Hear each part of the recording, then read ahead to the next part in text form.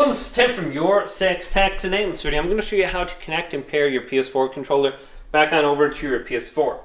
Now, the easiest way to do this is just with a micro USB cable to the front of your PlayStation.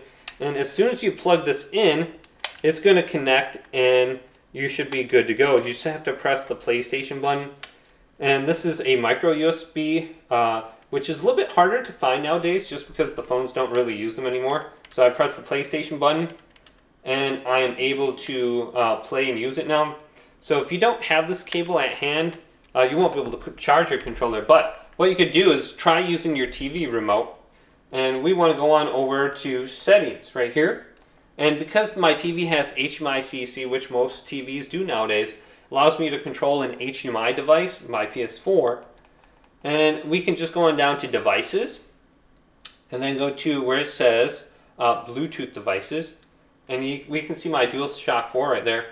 And what we could do is just put it into the Bluetooth pairing mode, and we can just reconnect my controller. So put it into the Bluetooth pairing mode by pressing the share button and the PlayStation button at the same time.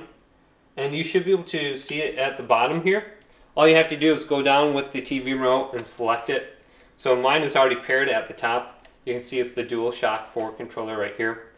And I don't believe it won't allow me to forget the device because I believe it's the only controller connected. So you can just select it and wirelessly connect it right there. And you should be good to go. So hopefully this video did indeed help you out. If it did, leave it a big thumbs up. And subscribe to my channel down below for more tech out videos coming up next on Your Tech.